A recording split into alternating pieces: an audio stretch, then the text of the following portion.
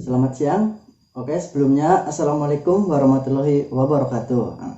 Salam sejahtera untuk kita semua. Puji syukur kehadirat Allah Sallallahu Alaihi Wasallam, karena melimpah rahmatnya kita dapat berkumpul di sini dan di hari ini juga.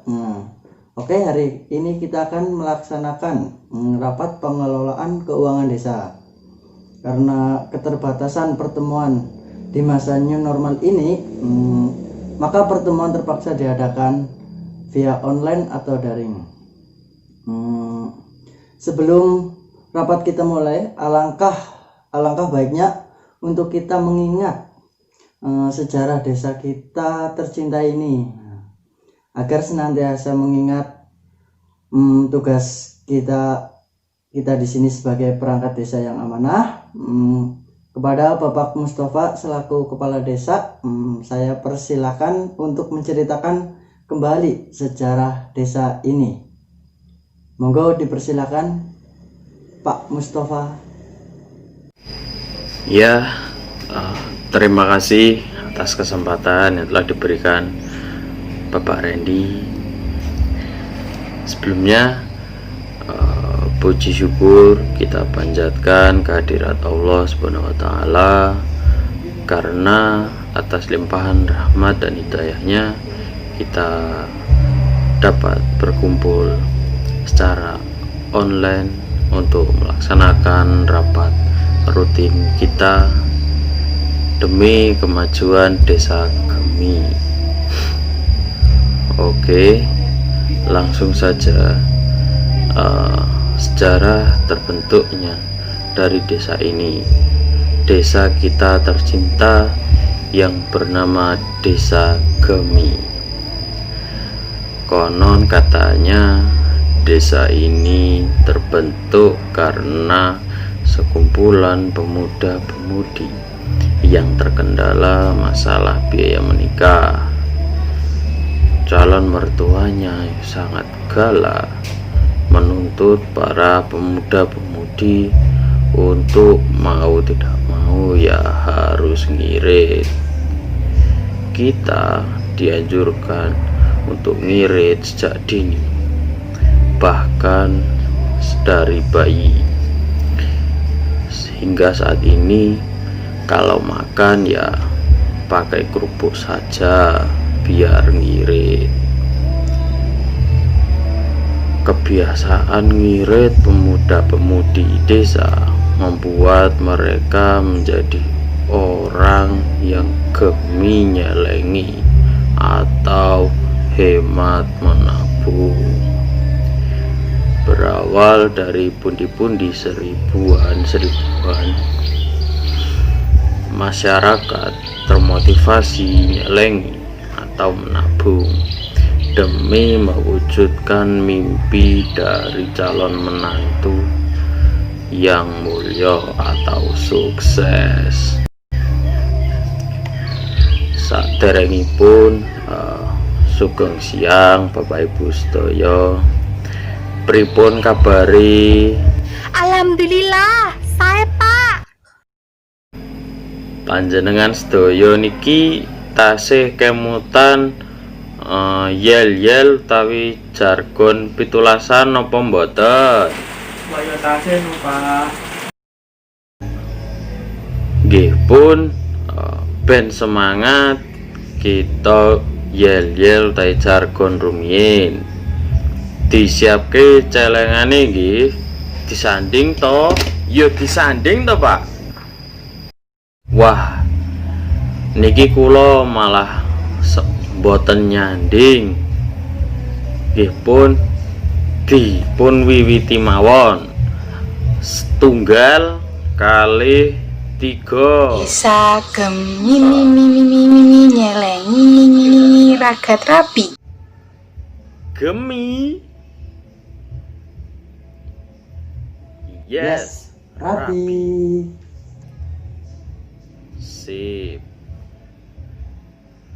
Nah, bar yel-yel sampun podo semangat to Pak, Bu?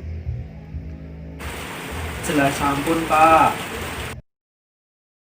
Nggih pun. prayoganipun kita wiwiti kemawon rapat wonten ing siang punika. Nanging gandeng kula niki sampun sepuh dados sok kelalen babagan napa-napa. Kula nyuwun tulung menawi wonten mriki Bapak Ibu sedaya saged njelasake babagan pengelolaan keuangan desa. Jadi gini Pak, dalam pengelolaan keuangan itu ada beberapa bagian. Nah, saya di sini akan menjelaskan bagian pendahuluannya ke Bapak. Pendahuluan. Nah, sejak Indonesia memperlakukan otonomi daerah dengan dikeluarkan Undang-Undang Nomor 22 Tahun 1999 tentang pemerintah daerah, kemudian menjadi Undang-Undang Nomor 32 Tahun 2004. Maka setiap daerah diberikan kewenangan untuk mengatur urusan pemerintahannya sendiri, termasuk di dalam mengenai keuangan desa. Salah satu syarat yang diperlukan untuk melaksanakan kewenangan tersebut adalah tersedianya sumber-sumber pembiayaan sebagaimana yang atur dalam Undang-Undang Nomor 33 2004 tentang pertimbangan keuangan antara pemerintah pusat dan daerah. Yang kemudian regulasi tersebut dielarasi tentang rasa dan dengan keuangan desa sebagai yang termaktub dalam Undang-Undang Nomor 6 Tahun 2014 tentang desa dan peraturan pemerintah Nomor 43 tentang desa. Undang-undang tersebut telah memberikan angin dan daerah dan desa untuk mengelola keuangan sendiri dengan otonomi karena yang lebih mengerti persoalan daerahnya adalah pemerintah daerah dan desa itu sendiri. Prinsip-prinsip pengelolaan kas itu ada 7: fungsi pencatatan, fungsi pengeluaran, dan fungsi penyimpanan. Yang kedua, membuat prosedur penerimaan kas yang menjamin pengendalian internal kas. Yang ketiga, membuat prosedur pengeluaran kas yang menjamin pengendalian internal kas. Yang keempat, membuat prosedur penyimpanan kas yang menjamin pengendalian internal kas. Yang kelima, membuat prosedur pencatatan kas yang menjamin pengendalian internal kas, dan adanya suatu bagian yang diberikan tugas khusus dalam melakukan pengendalian kas dan mengevaluasi keberlangsungan sistem yang sedang berjalan. Yang terakhir, adanya pemisahan fungsi pengelolaan kas, yaitu di antara fungsi penerimaan. Asas pengelolaan keuangan itu ada 5. Yang pertama, transparansi, yaitu memberikan informasi keuangan terbuka dan jujur kepada masyarakat berdasarkan pertimbangan bahwa masyarakat memiliki hak mengetahui secara terbuka dan menyeluruh atas pertanggungjawaban pemerintahan dengan pengelolaan sumber daya yang dipercayakan kepadanya dan ketaatan pada peraturan perundang-undangan. Yang kedua, akuntabilitas merupakan kewajiban menyampaikan pertanggungjawaban atau untuk menjawab atau menerangkan kinerja dan tindakan seseorang atau badan hukum atau pemimpinan kolektif suatu organisasi kepada pihak yang memiliki hak atau berkewenangan untuk meminta keterangan akan pertanggungjawaban. Yang ketiga, partisipatif, pengelolaan keuangan yang melibatkan banyak pihak yang terkait. Yang keempat, tertib. Pada dasarnya, tertib administrasi pengelolaan keuangan merupakan pelaksanaan keuangan negara yang mengacu pada ketentuan peraturan undang-undang yang berlaku. Yang 5, disiplin anggaran. Nah, disiplin anggaran perlu diperhatikan dalam penyusunan anggaran desa dan pelaksanaan anggaran desa. Selanjutnya A. Pendapatan yang direncanakan merupakan perkiraan yang terukur secara rasional yang dapat dicapai untuk setiap sumber pendapatan. Yang B. Penganggaran pengeluaran harus didukung dengan adanya kepastian tersedianya penerimaan dalam jumlah yang cukup dan tidak dibenarkan melaksanakan kegiatan yang belum tersedia atau tidak mencukupi kredit. Yang C. Semua penerimaan dan pengeluaran daerah dalam tahun anggaran yang bersangkutan harus dimasukkan dalam APB desa dengan dilakukan melalui rekening kas desa. Lingkup pengelolaan keuangan desa akan dijelaskan oleh Pak Mustafa. Oke, saya akan melanjutkan penjelasan mengenai lingkup pengelolaan keuangan desa. Nah, sebelum itu, keuangan desa adalah semua hak dan kewajiban desa yang dapat dinilai dengan uang, serta segala sesuatu yang berupa uang dan barang yang berhubungan dengan pelaksanaan hak dan kewajiban desa. Hak dan kewajiban desa biasanya dapat menghasilkan pendapatan, belanja, dan pembiayaan, serta pengelolaan keuangan desa. Pengelolaan keuangan desa sendiri adalah keseluruhan kegiatan yang meliputi perencanaan, pelaksanaan, penatausahaan, pelaporan, dan pertanggungjawaban desa.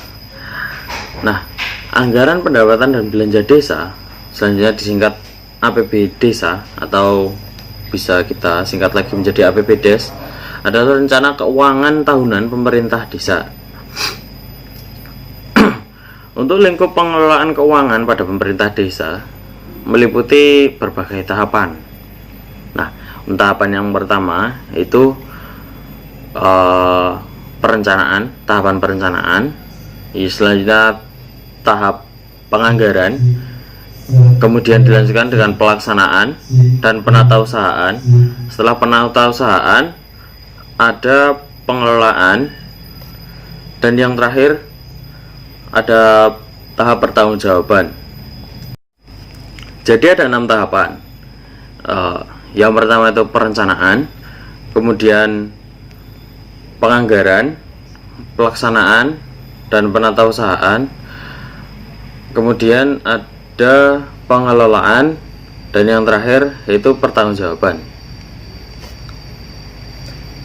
Oke, untuk lebih jelasnya ada di Permendagri nomor 113 tahun 2014. Ya, untuk mempersingkat rapat kita pada siang hari ini. Untuk penjelasan selanjutnya, silahkan. Baik, sebelumnya terima kasih kepada Pak Kepala Desa yang telah memberikan saya waktu untuk menjelaskan materi berikutnya. Nah, sebelum masuk materi, alangkah baiknya perkenalan dulu. Nama saya Aulia, selaku Ibu RW. Gemi banget guys, ngasih gawe celengan dong. Nah, di sini bahasannya itu mengenai keuangan, pas banget. Ibu RW niku bawa celengan, jadi selain belajar teori ya langsung praktek. Nah, kalian harus mencontoh. Ben ngopo? Ben cepet rapi kayak desa Gemini iki nggih. Nah, langsung ke materi. Nah, di dalam pengelola keuangan desa tuh ada apa saja? Nah, yang pertama tuh ada Pak Kepala Desa. Pak Kepala Desa itu bertindak sebagai kepala pemerintah desa. Nah, fungsinya ngapain Pak Kepala Desa itu? Ya, Pak Kepala Desa itu memegang kekuasaan pengelolaan keuangan desa sekaligus mewakili pemerintah desa dalam kepemilikan kekayaan desa yang dipisahkan. Kenapa kok dipisahkan? Ya, kekayaan desa itu kan banyak, ya harus dipisahin. APB desa sendiri, BUM desa sendiri, ndak boleh dicampur, nanti ndak bingung. Nah, selain itu, Pak Kepala Desa itu punya kewenangan. Di sini Bu RW mau jelasin 5 kewenangannya Pak Kepala Desa. Yang pertama, menetapkan kebijakan tentang pelaksanaan APB desa. Jadi, sebelum dilaksanakan APB desa, Pak Kepala Desa itu membuat kebijakan apa yang sekiranya pantas dan cocok diterapkan agar pelaksanaan APB desa itu berjalan lancar, sistematis, seperti itu. Yang kedua, menetapkan PTPKD. Ya lho apa kuwi? Ana seretiran. Nah, Ibu RW kandhani nggih. Nah, PTPKD niku singkatan dari Pelaksana Teknis Pengelola Keuangan Desa. Jadi di dalam mengelola keuangan desa tidak bisa sembarangan. Jadi ada pelaksana teknisnya yang sebelumnya itu ditetapkan oleh Pak Kepala Desa ini. Yang ketiga, menetapkan petugas yang melakukan pemungutan penerimaan desa. Jadi kalau mau menerima desa, nggak asal sembarangan orang bisa ngambil penerimaan desa itu. Jadi Pak Kepala Desa itu sebelumnya sudah menetapkan siapa petugasnya yang bakalan ngambil penerimaan desa itu ya. Nah, yang keempat, menyetujui pengeluaran atas kegiatan yang ditetapkan dalam APB desa. Jadi setelah dibuat kebijakannya, ditentukan petugasnya, Pak Kepala Desa ini juga berwenang menyetujui kegiatan yang dalam APB desa itu. Nah, yang kelima, melakukan tindakan yang mengakibatkan pengeluaran atas beban APB desa. Jadi setelah disetujui, Pak Kepala Desa juga berwenang untuk melakukan tindakan yang telah disetujui itu ya, yang bisa mengakibatkan pengeluaran atas beban APB desa. Jadi itu tadi materi mengenai Pak Kepala Desa wewenangnya.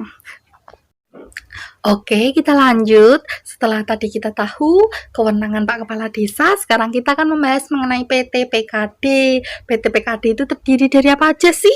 Oh, ternyata ada 3 guys. Yang pertama sekretaris desa, yang kedua kepala seksi, dan yang ketiga bendahara. Nah, ketiga perangkat desa ini ditetapkan berdasarkan keputusan Pak Kepala Desa. Jadi Pak Kepala Desa itu di dalam melaksanakan pengelolaan keuangan desa tidak sendiri ya, tapi juga dibantu oleh perangkat pendukung yaitu PTPKD ini. Nah, Pak PTPKD ini tuh tugasnya membantu Pak Kepala Desa dalam mengelola. Kan kita sebagai makhluk sosial nggak bisa tuh sendiri ya, apa-apa ya juga masih butuh bantuan orang lain. Nah, itu sekarang kita akan mengulik apa aja sih perangkat desa dalam PTPKD. Nah, sekretaris desa. Sekretaris desa ini bertindak selaku koordinator pelaksanaan teknis pengelolaan keuangan desa dan bertanggung jawab kepada Pak Kepala Desa itu. Yang kedua, kepala seksi. Jadi kepala seksi ini bertindak sebagai pelaksana kegiatan sesuai dengan bidangnya. Jadi ada kepala seksi bagian pemerintahan, ada kepala seksi bagian politik, ada kepala seksi bagian keuangan. Ya, ini membantu mengelola Pak Kepala Desa nggih. Yang ketiga, bendahara. Bendahara ini dijabat oleh staf pada urusan keuangan. Tahu tuh bendahara? Nek contohnya ning kelas iku bendahara sik senengane nagih. Hayo, ndi tagihane Kak? Saya. Itu tadi ya yang mengenai PTPKD. Oke, kita lanjut ya. Masih semangat toh? Yo masih. Wong ayame we masih semangat menemani Ibu RW menjelaskan nggih. Nah, kita lanjut mengenai tugas dari sekretaris desa. Tugas dari sekretaris desa itu ada 5. Yang pertama, menyusun dan melaksanakan kebijakan pengelolaan APB desa. Jadi sekretaris ini menyusun, melaksanakan kebijakan, menentukan apa aja sih kebijakan yang cocok diterapkan dalam mengelola APB desa. Yang kedua adalah menyusun rancangan peraturan desa tentang APB desa, perubahan APB desa, dan pertanggungjawaban pertanggungjawaban pelaksanaan APB Desa. Selain menyusun, bisa melakukan perubahannya juga, tapi tetap harus dipertanggungjawabkan. Yang ketiga adalah melakukan pengendalian terhadap pelaksanaan kegiatan yang telah ditetapkan dalam APB Desa. Jadi tetap harus dikendalikan agar jalannya itu tetap lancar dan nggak nyeleweng, nggih.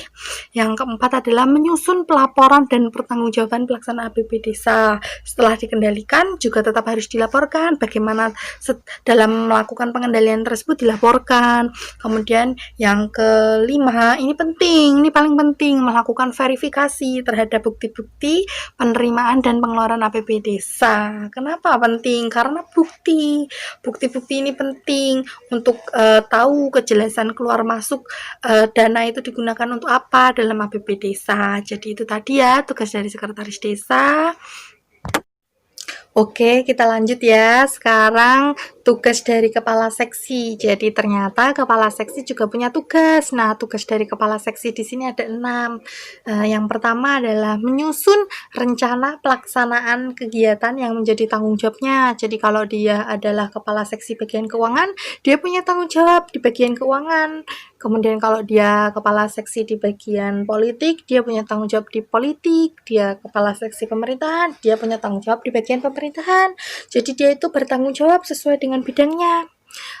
Dia juga menyusun rencana pelaksanaan kegiatannya itu mau dibuat apa, seperti apa. Dia punya tugas menyusun ya. Nah, yang kedua adalah melaksanakan kegiatan dan atau bersama lembaga kemasyarakatan desa yang telah ditetapkan di dalam APB Desa. Jadi kepala seksi ini juga bisa bekerja sama dengan lembaga kemasyarakatan desa sesuai yang ada di dalam APB Desa ya. Yang ketiga, dia dapat melakukan tindakan pengeluaran yang menyebabkan atas beban anggaran belanja kegiatan. Kemudian yang keempat, mengendalikan pelaksanaan kegiatan. Setelah tadi merencanakan, ya juga harus tetap dikendalikan oleh kepala seksi. Kemudian nomor 5 yaitu adalah melaporkan perkembangan pelaksanaan kegiatan kepada kepala desa. Nah, jadi tuh dilaporkan juga perkembangannya. Tidak hanya melaksanakan, tapi juga perkembangan dari pelaksanaan kegiatannya itu juga menjadi tanggung jawab dari kepala seksi gitu. Kemudian yang keenam, menyiapkan dokumen anggaran atas beban pengeluaran pelaksanaan kegiatan. Setelah diketahui sudah dilaksanakan, sudah dikembangkan, terus juga disiapkan anggaran-anggaran yang sudah dikeluarkan untuk proses kegiatannya tersebut ya. Itu tadi tugas dari kepala seksi, ada 6. Ingat-ingat 6 ya. Oke, selanjutnya mengenai tugas dari bendahara. Bendahara itu juga mempunyai tugas ya. Tugasnya itu menerima, menyimpan, menyetorkan atau membayar, menata usahakan, dan mempertanggungjawabkan seluruh penerimaan pendapatan desa dan pengeluaran pendapatan desa di dalam rangka pelaksanaan APB Desa. Nah, bendahara desa ini punya peran penting, jadi kepala desa tuh harus menetapkan bendahara desa ya, karena tugas-tugasnya tadi banyak kan, karena kalau tidak dibantu dengan bendahara, kepala desanya nanti kesusahan. Penetapan bendahara desa ini harus dilakukan sebelum dimulainya tahun anggaran bersangkutan dan berdasarkan dari keputusan kepala desa. Jadi itu tadi tugas-tugas dari perangkat desa yang termasuk dalam PTPKD. Kemudian materi selanjutnya akan dijelaskan oleh rekan saya yaitu Pak Care. Nah, untuk Pak Ferry, saya persilahkan. Ya, di sini saya akan menjelaskan bab sistem dan prosedur pengelolaan keuangan desa. Sistem dan prosedur pengelolaan keuangan desa meliputi sistem dan prosedur untuk menangani aspek penerimaan kas atau dana yang masuk dan sistem prosedur untuk menangani pengeluaran kas atau dana yang keluar. Yang pertama, deskripsi penata usahaan penerimaan kas.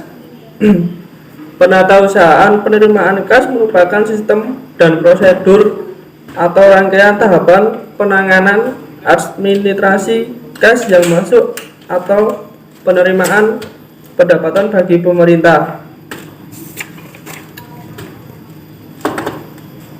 Jenis transaksi yang dilaksanakan pada aspek penerimaan kas meliputi yang pertama, penerimaan kas melalui bendahara, dan yang kedua, penerimaan kas melalui bank.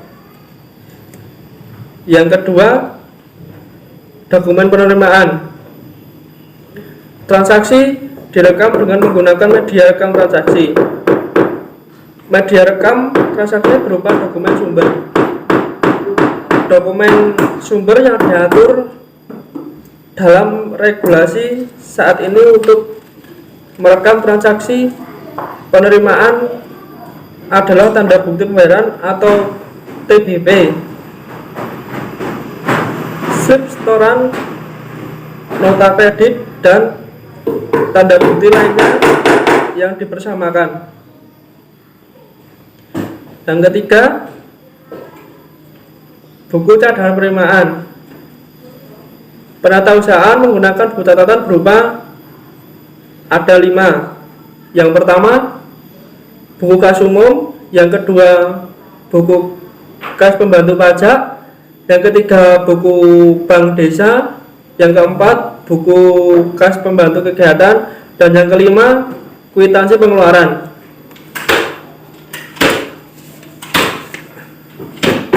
Yang selanjutnya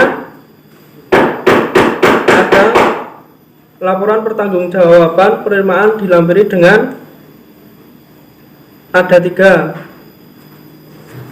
Buku kas umum, yang kedua buku kas pembantu perincian objek penerimaan, yang ketiga bukti penerimaan lainnya yang sah. Deskripsi penatausahaan pengeluaran ada 2. Yang pertama, penerimaan kas melalui bendahara. Yang kedua, penerimaan kas melalui bank.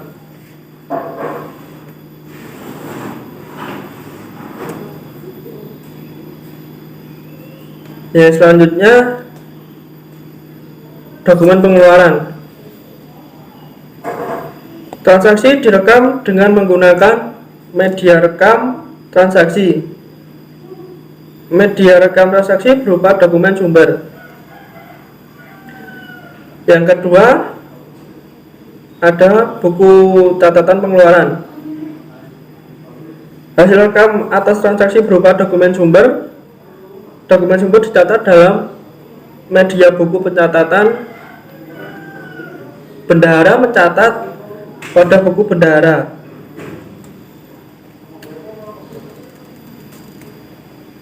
Dokumen pengeluaran dicatat dalam buku catatan yang digunakan bendahara desa dalam melaksanakan penatausahaan pengeluaran meliputi ada 3. Yang pertama, buku kas umum. Yang kedua, buku kas pembantu pajak. Dan yang ketiga, buku bank desa. Dan selanjutnya, laporan pertanggungjawaban pengeluaran. Laporan pertanggungjawaban pengeluaran harus dilampirkan dengan yang pertama ada buku kas umum, yang kedua ada buku kas pembantu perincian objek pengeluaran yang disertai dengan bukti pengeluaran yang sah, dan yang terakhir ketiga ada bukti atas penyetoran PPN dan PPh kas negara. Ya, demikian presentasi dari saya. Akhirnya bagian Bu RT ya sekarang. Baik, di sini saya akan meneruskan penjelasan dari rekan saya tadi. Untuk subbab yang selanjutnya yaitu formulir standar. Formulir standar ini ada 3 buku, kategori 3 buku ya. Yang pertama buku kas umum, yang kedua buku kas pembantu pajak, dan yang ketiga adalah buku bank desa. Oke, kita akan masuk ke buku catatan yang pertama, yaitu buku kas umum.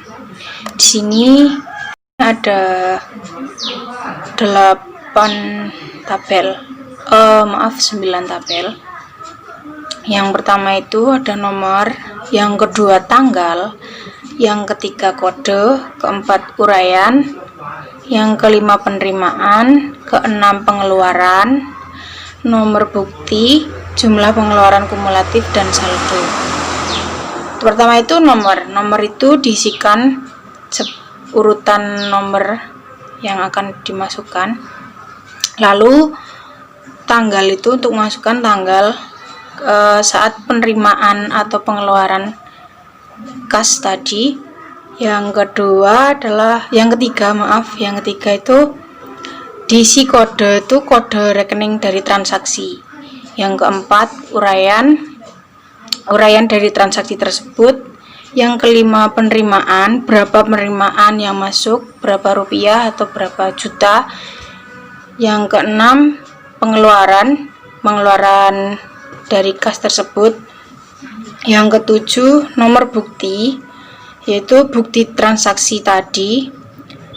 Yang kedelapan pengeluaran kumulatif, dan yang terakhir adalah saldo terakhir dari buku kas tersebut, dari uang kas. Jadi buku kas ini tuh digunakan untuk mencatat semua transaksi keseluruhan, uang kas masuk dan uang kas keluar. Selanjutnya yaitu buku kas pembantu pajak. Buku kas pembantu pajak ini digunakan untuk mencatat penerimaan, potongan pajak yang dipungut oleh bendahara, dan mencatat penyetoran potongan pajak ke rekening negara sebagaimana yang diatur oleh peraturan perundang-undangan. Di sini formulir buku kas pembantu pajak ada 6 tabel. Yang pertama untuk nomor, yang kedua untuk tanggal, ketiga uraian, keempat pemotongan, yang kelima penyetoran, dan yang terakhir pasti saldo dong.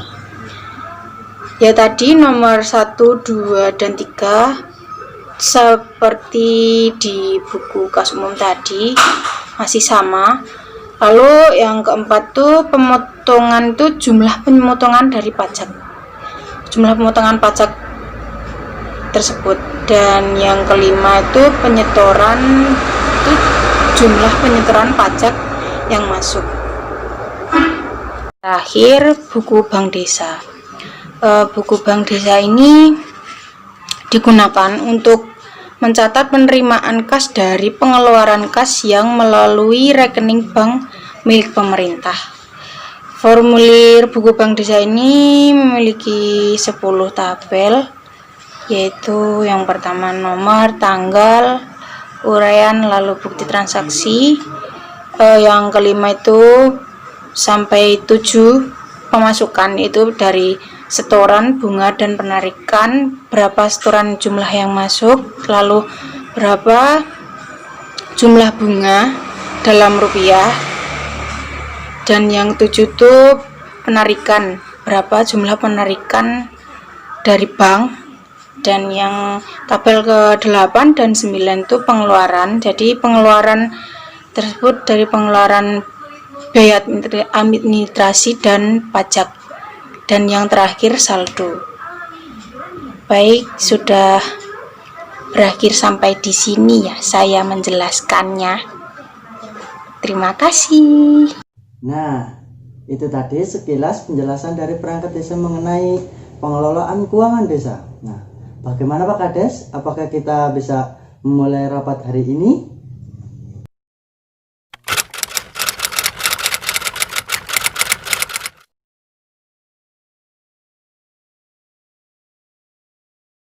Bersama Membangun desa Menjadi Lebih maju.